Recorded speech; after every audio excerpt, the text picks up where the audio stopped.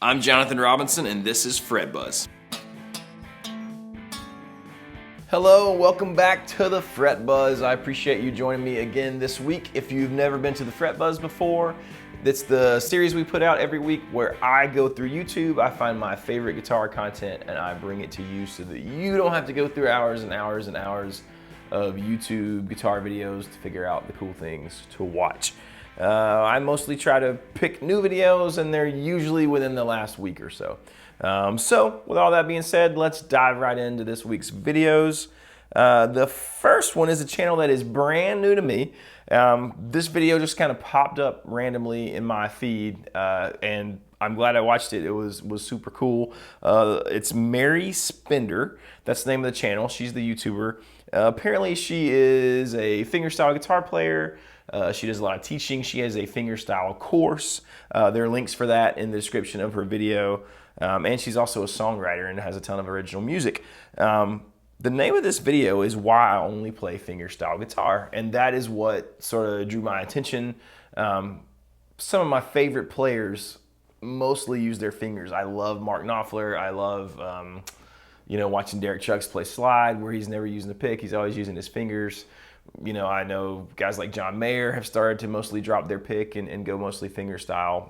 I just think it's a cool sound, and it's always interesting to me to hear why people approach things technique-wise the way they do. And then, there's a lot of smart things about using your fingers versus a pick, and vice versa. So I just think it's interesting to hear people talk about why they play a certain way and what their influences are. What's cool about the video, when I clicked on it, and you'll see this when you go on there, I don't want to spoil it, but she's basically telling you this story of all of her influences, how she arrived at the kind of playing that she does now while doing this crazy, it's not too crazy, but fairly intricate finger picking pattern. She's doing it the whole time. She tells her story. She talks. She never makes a mistake. And it's it's just pretty fantastic. It's really cool. It's fascinating. It's a cool way to hear about, her experiences and what's brought her to the point where she's playing fingerstyle guitar. And then at the end, she actually plays you the original song that the pattern is from. So you get to hear about her sort of influences, why she plays fingerstyle guitar, and you get to hear a pretty cool song. And again, that's Mary Spender, Why I Only Play Fingerstyle Guitar. Ton of things on her channel, tons of lessons and things. I think there's a few like review/demo kind of things as well. So check that out. Pretty cool channel. She's number one for today. Number two, another new channel to me. He might be the guy whose name I butcher this time. I believe it is Mike Pachelli. We shall see. Mike, I can't remember where he is. I think he's in like France or somewhere. But he just built a studio, which is kind of cool. He talks about that a little bit in one of the videos. Can't remember if it's the one I'm going to link or not. Either way, the one I'm linking is The Beatles' Uncommon Chords. And it says With the Beatles album by Mike Pachelli. So it's the album with the Beatles, and it's the uncommon chords that the Beatles are sort of playing. There's a ton of Beatles tunes where they're using really cool chord voicings, really cool shapes. If you're a guitar player and you want to write fun things and you want to understand like cool harmonies and cool chords, you cannot go wrong studying the Beatles. I think a lot of people overlook that these days. There's even a story about one of the Beatles songs in particular where nobody for the longest time could figure out what the particular chord was, and it turns out they're all playing a little piece of the chord. I think Rick Beato does a video on that. Check it out. But so anyway, so this is Mike Pachelli. He's going through some of these cool chords in this album. It's well worth the watch. It's really cool. You'll pick up some cool chord voicings out of it. And it made me want to go listen to those Beatles songs and just hear them in context. So that was cool for me as well. Great channel. Mike has a lot of cool things on his channel, so check that out. Subscribe if you dig it, but definitely watch this video and pick up some neat chords. Speaking of neat chords, one guy on YouTube who plays amazing chords and that you guys know I love if you watch the Fret Buzz at all, I love Paul Davids. He is not a new thing. I've recommended his channel before. Obviously, he has a ton of followers, but sometimes when there are channels that they just put out amazing things, I still have to include them just because it's amazing. So the thing that got me thinking about Paul this week, and actually one of you guys commented on or about this video on a previous episode of the Fret Buzz, maybe last week, and you asked me if I had seen the 10 guitarists improvise over the same track, which is a video Paul did where basically the concept is he plays this fairly short, really cool little chord progression that goes from major to minor. It's pretty awesome. He sends it to 10 of his YouTube buddies.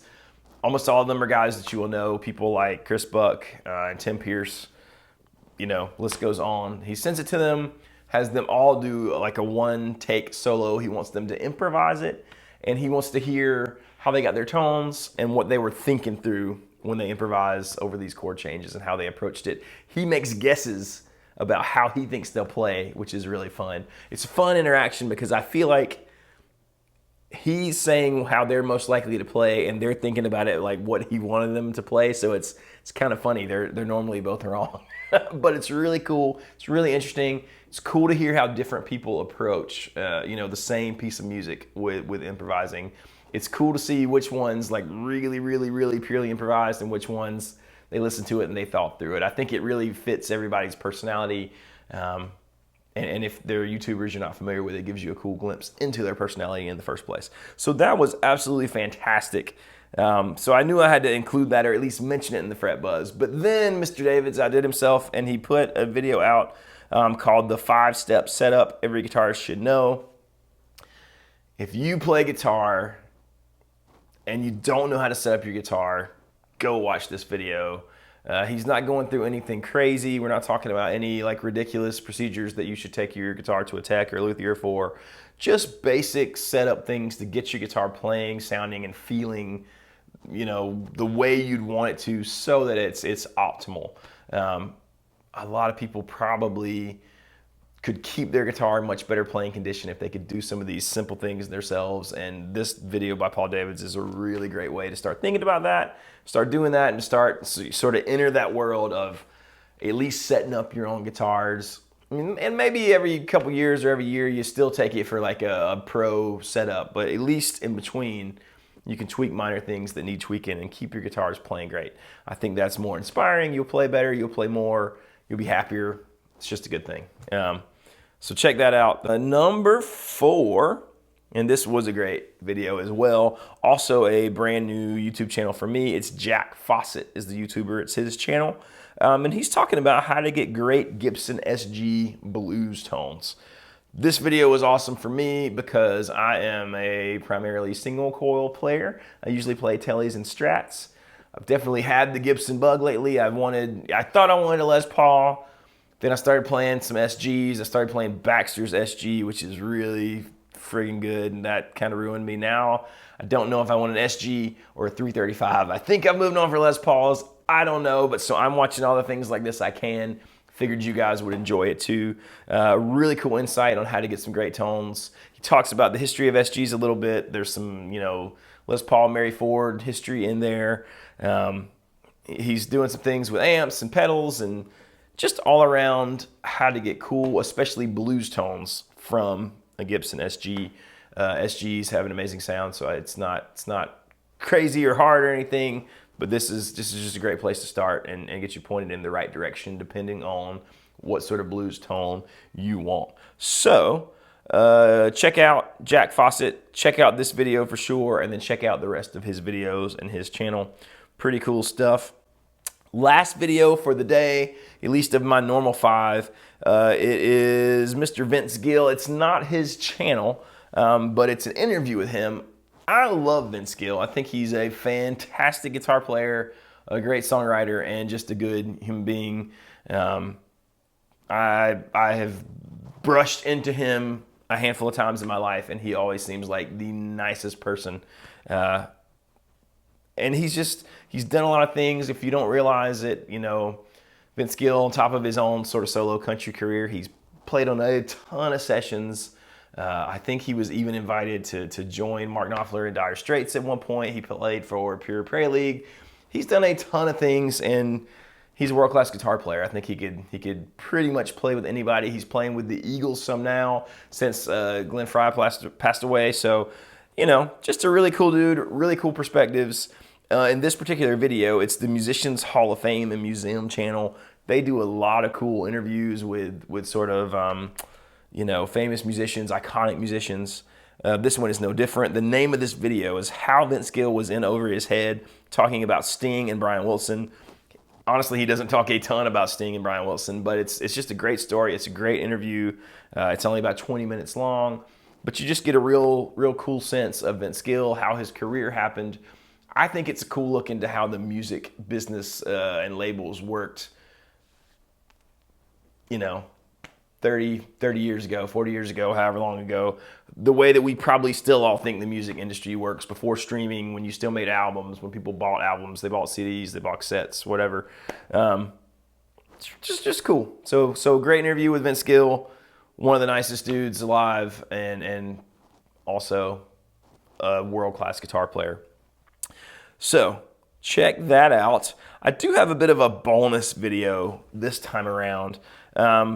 I just found this channel through my own personal channel.